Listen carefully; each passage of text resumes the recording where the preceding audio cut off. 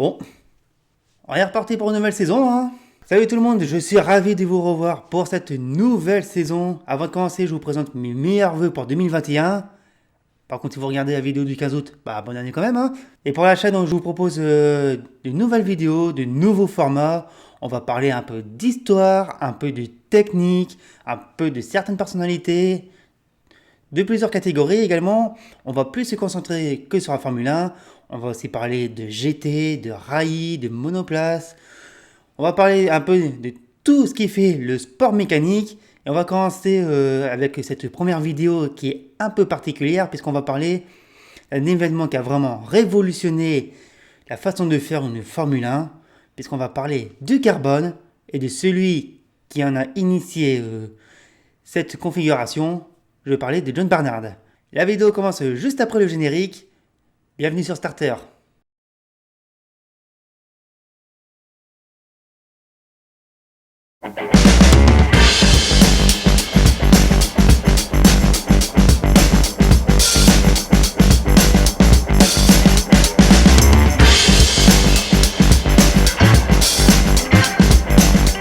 Aujourd'hui, le carbone est omniprésent dans la technologie et quel que soit son niveau. Le sport mécanique, bien sûr, qui a dérivé dans l'automobile, le poids lourd, la moto, mais aussi dans le maritime, l'aéronautique, l'aérospatial et le militaire. Mais aussi dans le saut à la perche, les pagaies de canoë, le vélo, le ski, les arcs, même dans des instruments de musique, dans les photos via les trépieds, les accessoires, les cannes à pêche, les vêtements techniques, j'en passe, et des meilleurs. L'utilisation de la fibre de carbone s'est totalement démocratisée, qu'elle est utilisée à toutes les sauces. Oui, et dans notre cas, c'est pour la conception de la voiture et surtout de l'élément principal, la monocoque que l'on appelle aussi le cockpit ou la cellule de survie. Et la monocoque, eh bien c'est ça. Voilà. Oui, une monocoque de Formule 1, ça ressemble à ça. En plus gros bien sûr, là c'est une maquette. On reconnaît ici le cockpit pour le pilote, l'arceau de sécurité. Là, on retrouve la prise d'air, bien sûr, parce qu'à la base, sa première fonction, c'est un arceau de sécurité. On reconnaît bien sûr toute la longueur du cockpit, avec ici l'extrémité où on retrouve tous les systèmes de direction de freinage et autres éléments. Ici, on retrouvera le groupe motopropulseur, moteur, mode de vitesse, train arrière. Le réservoir qui se place ici, juste derrière le pilote. En dessous, on retrouve également le battery pack pour les systèmes de récupération d'énergie. Voilà comment est constituée aujourd'hui une monocoque carbone Formule 1. Et ça doit résister à beaucoup de pression en cas d'accident. Ou plutôt, ça doit résister à une certaine force. En exemple, l'accident de Romain Grosjean à Bahreïn en 2020, où le Français a subi un choc de 53 G, c'est-à-dire 53 fois le poids de son corps. Et c'est beaucoup. Faites l'expérience chez vous en multipliant votre propre poids par 53. Vous serez surpris de savoir combien vous aurez pu peser en vrai. Et pour ce qui est de notre cockpit, et selon le règlement, il doit supporter une force comprise entre 75 kN et 150 kN. Et la force maximale ne doit pas dépasser les 337,5 kN. Ah oui, pour info, 1 kN est égal à 1000 N, soit 100 kg. Je vous laisse faire les calculs. Et pour en savoir plus, je vous invite à lire les articles 16, 17 et 18 du règlement technique de la FIA. Alors aujourd'hui, c'est commun de trouver du carbone partout sur ces voitures. Il y en a partout. Mais sauf qu'au moment de son arrivée en Formule 1, c'est pas vraiment évident. Selon doit Colin Chapman, le châssis monocoque dans les années 60, il sera encore constitué d'aluminium et de magnésium au début des années 80. Mais le carbone est déjà présent dans le paddock de la F1. À la différence qu'il se fait discret. Très discret. Le carbone coûte cher. Il sert juste à gagner du poids sur certaines pièces, comme les ailerons, écopes de frein et autres éléments mineurs de la voiture. Mais bon, la fabrication de ces pièces en carbone est tellement loin des méthodes que nous connaissons aujourd'hui, elle est même hasardeuse. Et si les équipes rencontrent des soucis pour faire quelques pièces simples, alors l'idée de concevoir une voiture toute en carbone, C'est un pas que personne n'a envie de franchir. Alors pas du tout. Surtout après l'accident de Rolf Stamlen sur le Grand Prix d'Espagne 1975, après que ce dernier vit son aileron arrière en carbone, justement, se casser. Le pilote allemand va perdre le contrôle de sa voiture et malheureusement finir dans les décors, faisant 5 victimes dans ce drame. Une voiture en carbone, ou partiellement, il n'y a personne qui n'en veut pour le moment, du moins à l'époque. Et pourtant, quelqu'un le fera au début des années 80. Et cette personne, c'est un ingénieur de renom. Il s'appelle John Barnard. John Barnard est né à Wembley, dans la banlieue de Londres en 1946. Je ne vais pas vous retracer son enfance, tout ça. Il est diplômé de Watford et il commence à travailler dans un premier temps pour General Electric. On est bien loin du sport automobile, c'est vrai. Mais il va rentrer chez Lola Cars en 1968 comme jeune dessinateur. Là, ça devient intéressant. Il travaillera sur la conception de monoplaces inférieures et de voitures de sport prototype. Il y croisera également Patrick Hyde, un autre ingénieur qui aura également sa notoriété en Formule 1. Il rejoint en 1972 McLaren et travaille aux côtés de Gordon Kopeck à la conception de la M23, une voiture performante engagée de 1973 à 1978 par McLaren et des équipes privées sur 83 Grands Prix et récoltera 16 victoires et 2 titres de champion du monde avec Emerson Fittipaldi et James Hunt. En parallèle, il travaillera aussi sur le projet IndyCar de McLaren avant de rejoindre une jeune équipe débutante qui vient d'Amérique, Parnelli Jones. Bon, il y arrive au poste d'ingénieur en chef jusqu'à ce que l'équipe arrête l'aventure Formule 1 pour se recentrer que sur le championnat américain. Et installé au pays de l'oncle Sam, John Barnard trouve refuge chez Chaparral. Ah, Chaparral, vous devez connaître, des voitures de course au concept innovant. Aileron, effet de sol, turbine. Il y a le choix. Et c'est à Barnard que l'on doit le châssis tout caillé de Chaparral qui reprend un concept déjà vu chez le constructeur américain et qui fait fureur à ce moment en Formule 1, c'est l'effet de sol. La voiture va prendre part à 27 courses d'IndyCar et décrocher 6 victoires, dont l'Indy 500 de 1980 avec Johnny Rutherford à son volant. Par ailleurs, on peut aussi ajouter Hollenser Senior au palmarès de l'équipe et de la voiture. Le succès des voitures étudiées et dessinées par Barnard vont attirer l'attention d'un ancien mécanicien devenu chef d'équipe, Ron Dennis. Et oui, Ron Dennis est un ancien mécanicien de Cooper et de Brabham en Formule 1 avant qu'il devienne patron de plusieurs équipes et il a décidé de tenter l'aventure de la Formule 1 avec la structure qui dirigeait à ce moment, Project 4. Ça commence à vous parler ? Et le projet est ambitieux quand on sait comment terminent certaines équipes dans les années 70 en Formule 1. Plein d'argent, plein de potentiel, et finalement plus rien. Mais bon, là-dessus, Ron Dennis, il est confiant. Déjà avec ses succès en Formule 3, ses réflexions, son caractère aussi, qu'on connaît, et surtout, John Barnard à ses côtés. Il pense pouvoir amener son équipe sans problème sur la grille du champion du monde. Mais bon, Project Ford n'arrivera pas en Formule 1. Ou du moins, n'arrivera pas sous son propre nom. Parce que la jeune équipe va fusionner avec McLaren, et ce grâce à leur sponsor commun, qui est un célèbre cigarettier dont on ne peut pas citer pour pas faire de publicité à Marlboro.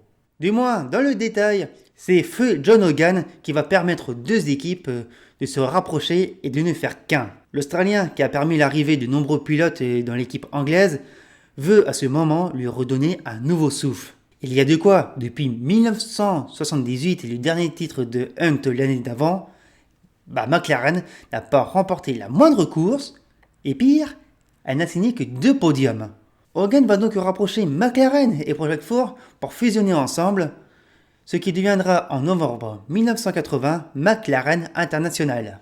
Ron Dennis sera à la tête du nouveau groupe, poussant progressivement vers la sortie Teddy Mayer qui dirigeait l'équipe après la disparition de Bruce McLaren.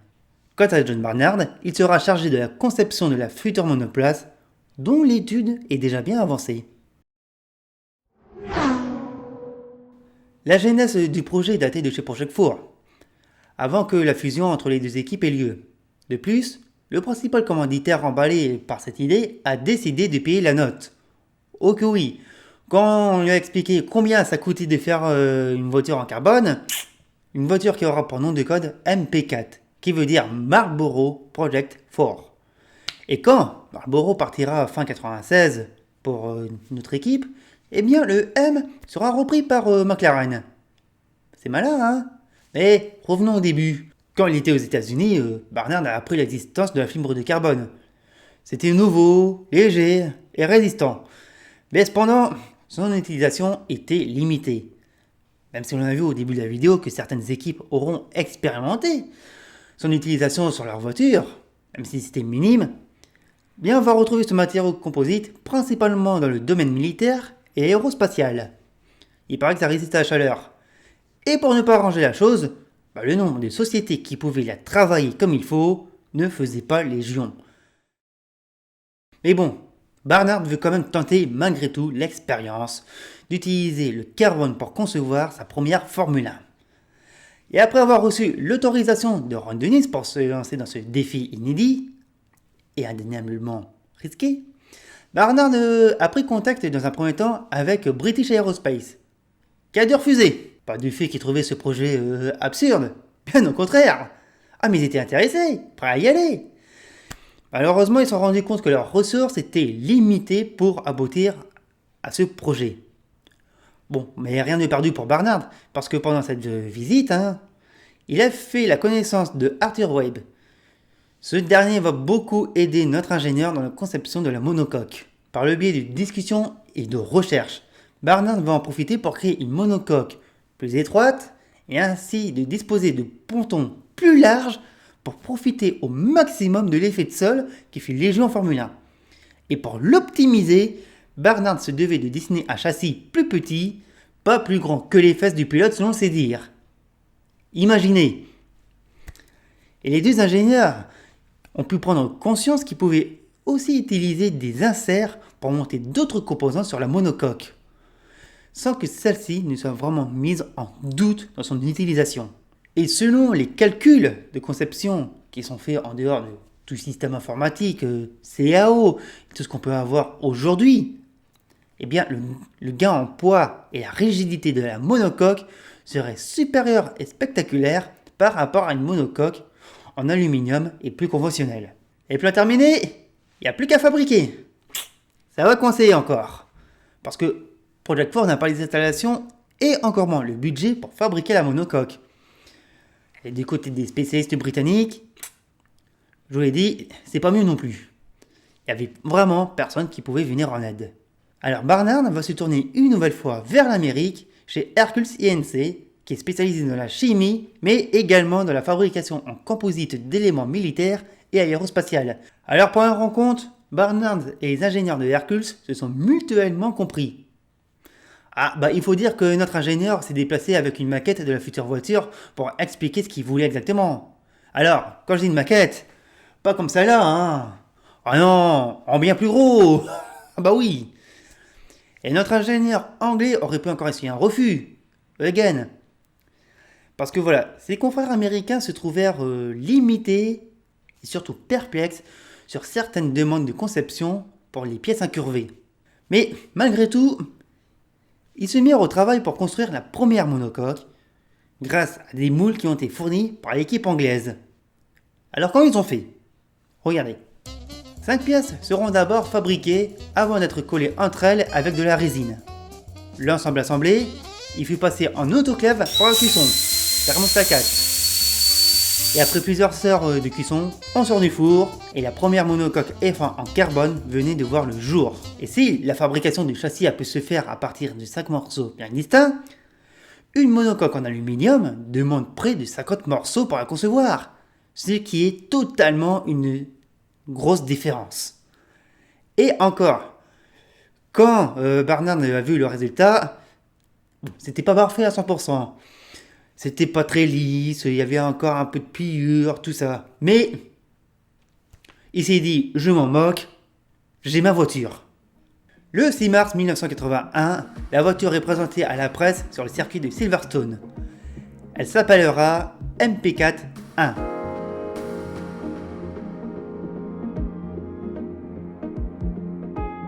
C'est une voiture qui sera motorisée par le V8 Ford Cosworth DFV, un moteur que l'on ne présente plus et qui a fait ses preuves, et qui est quand même sur la grille depuis 1967 quand même. Les pilotes seront John Watson et Andrea De Cesaris, qui débutaient à l'époque dans le championnat. Les débuts de la voiture n'auront lieu qu'à partir du 3e rendez-vous de la saison à Buenos Aires. Et le châssis sera confié à Watson. De Cesaris devra attendre Monaco pour avoir sa nouvelle voiture, car ça prend beaucoup de temps pour concevoir un seul châssis, et surtout de l'envoyer de l'Utah au Seattle jusque dans le Surrey. Hein. Et encore, De Cesaris commençait à avoir une réputation de froisseur de tôle qui va lui coller jusqu'au bout. Le pauvre. La voiture en piste, elle va connaître des problèmes de jeunesse. Comme d'autres, hein. Demandez à Renault et le turbo. Mais elle fait parler quand même par son idée saugrenue d'utiliser le carbone, et personne n'est vraiment emballé par cette idée de nouveau concept. Mais bon, en peu de temps, la McLaren va se montrer performante. Si bien que Watson va décrocher le premier podium de l'équipe en Espagne à Jarama, podium attendu depuis 2 ans. Viendra ensuite Dijon, finissant derrière le vainqueur Alain Prost, et surtout le fameux Grand Prix de Grande-Bretagne 1981. Après un mauvais début de course, Watson va remonter progressivement et revenir sur le leader René Arnoux, qui est en proie avec des problèmes moteurs sur sa Renault. L'Irlandais va prendre alors la tête de course au moment du 61e tour. Il ne la lâchera plus jusqu'à l'arrivée. Watson signe sa 2e victoire en carrière et permet à McLaren de renouer avec la victoire depuis 1977. Watson retrouve le sourire, lui qui était critiqué par des performances faiblards depuis quelques saisons. Il revient aux affaires, lui et McLaren. Ron Dennis et John Barnard ont réussi le pari de ramener l'écurie au plus haut, avec aussi la première victoire d'une voiture avec un châssis carbone. Mais ce n'est pas cette victoire qui sera le tournant. Pas du tout. McLaren va devoir régler encore d'autres problèmes sur la voiture. Et les pilotes vont se contenter de places d'honneur ou d'abandon, au pire des cas. En fait, la réputation de la voiture va commencer au Grand Prix d'Italie. Le tournant de la carrière de la voiture va se passer au 20e tour de course. John Watson est à la poursuite de Nelson Piquet sur sa Brabham. L'Anglais est tellement à l'attaque qu'il va sortir large au niveau du 2e lasmo et finir dans le rail. La voiture tape par l'arrière violemment. Le train arrière et le moteur s'arrachent de la voiture et reviennent sur la piste en flammes. Et on craint le pire pour Watson. Mais il sortira seul et indemne de l'épave de sa voiture. C'est la première fois que la MP41 subit un énorme choc. Elle n'a jamais subi de crash test auparavant. Il était encore impossible à ce moment de connaître la solidité et la déformation du châssis carbone. Mais cet accident a pu démontrer que John Barnard ne s'est pas du tout trompé. Ok, le pilote en est sorti groggy, c'est normal. La violence du choc a pas aidé. Mais quand on voit comment il a réussi à s'en sortir indemne alors qu'on pensait le pire pour lui, tout le monde s'est dit mais finalement une voiture carbone, c'est ce qu'il nous faut aussi. Et quand je vous disais que la voiture n'a jamais fait de crash test, aujourd'hui ça serait inimaginable bien sûr, pardon. Mais à l'époque, ils n'avaient pas le temps, ils n'avaient peut-être pas l'argent pour ça. Ou peut-être qu'ils n'avaient pas l'idée, qui sait. Il a fallu un seul accident en course pour dire voilà la voiture, elle est en carbone, elle a très bien résisté. C'est un chemin qui est à suivre. En moins de 3 ans, la monocoque carbone sera copiée par les autres équipes, laissant ainsi le châssis aluminium de côté et abandonné pour de bon. Bien sûr, ils mettront du temps à y arriver, mais progressivement les équipes fabriqueront des voitures en composite jusqu'à pousser le concept encore plus loin avec les ailerons, les disques de frein, les réservoirs de carburant, les triangles aussi. Bref, tout ce qui peut être utilisé en carbone et qui peut être résistant, là on peut gagner du poids, autant y aller. Chose étonnante aussi, John Barnard va faire évoluer la MP41 pendant quelques années, par ses ailerons, sa carrosserie et autres éléments mécaniques. Ah oui, il n'y a pas que le châssis. Il n'était pas dans l'idée de dessiner et concevoir une nouvelle voiture à chaque saison, un peu comme tout le monde. Il considérait que ceci n'était qu'une perte de temps. Et d'ailleurs, ce sera encore vrai avec la MP4-2 qui va débuter en 1984 et rouler jusqu'en 1986.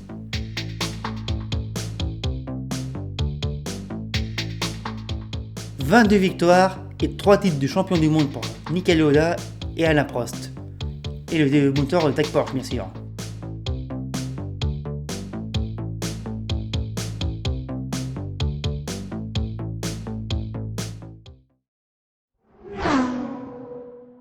Le succès de la voiture au carbone est passé à la postérité et John Barnard veut prendre un peu plus de place et de poids chez McLaren au vu du succès décroché. Ça, c'est totalement compréhensible. Mais Ron Dennis, dont on connaît le caractère bien trempé, voit ça d'un mauvais œil.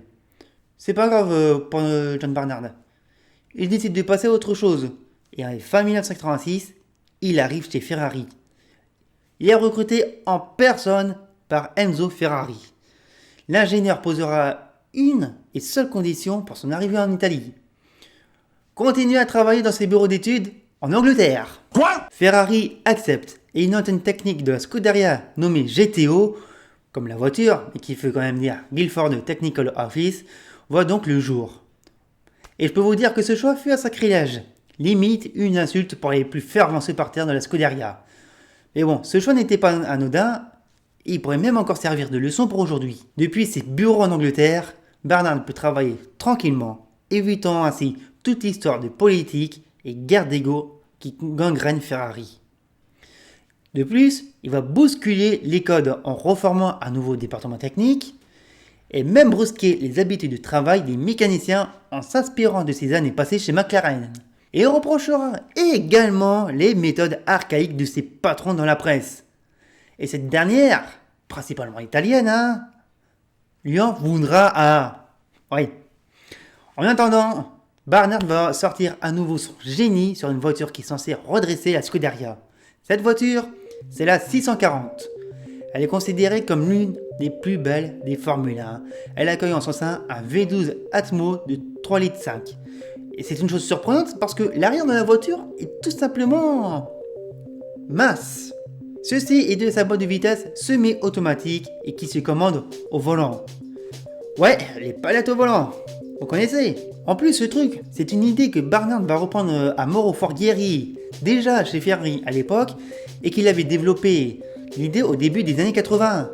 Donc vous voyez, ça fait très longtemps qu'on parle d'avoir des palettes au volant en Formule 1. Barnard travaillera également sur la 641, la voiture de la saison 90, qui sera confiée au champion en titre Alain Prost. Mais au tout début de cette même année, on le retrouve chez Benetton. La disparition d'Enzo Ferrari en août 89 a perturbé la Scuderia. Et voulant changer d'air, ce qui est compréhensible, il rejoint l'équipe dirigée par Flavio Briatore. Mais les deux hommes vont se prendre en grippe et au lendemain du Grand Prix Canada 91, qui est remporté par Nelson Piquet avec la Benetton, John Barnard sera remercié. Enfin remercié, il retourne chez Ferrari, c'est ça la raison, car Luca De Monzemelo n'arrive pas à redresser la Scuderia. Et ça se comprend vu le bordel politique qui connaît l'équipe à ce moment. Demandez à Alain Prost et son camion. De nouveau, Barnard va obtenir le droit de travailler depuis l'Angleterre et en amenant le département design et développement outre-Manche. Et en supplément, il va disposer de sa propre unité aérodynamique. Qui dit mieux ? Son travail va payer doucement et Ferrari va retrouver des couleurs, même si le nombre de victoires est encore minime. Ça convainc pas finalement. Et Jean Todt, à la tête de Ferrari depuis 1993, qui lui aussi s'est fait insulter à l'époque, refondera à son tour le département technique en amenant Ross Brown et Robbie Byrne de chez Benetton. Et comme Barnard ne veut toujours pas déménager en Italie, il quitte l'équipe. Mais on le reverra chez Arrows de 1997 à 1998, notamment sur la A19 qui dispose d'une boîte de vitesse tout en carbone, mais à une fragilité extrême.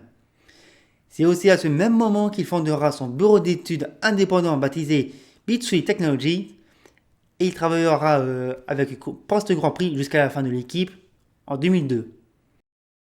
Accessoirement, on le verra aussi en moto avec l'équipe Proton.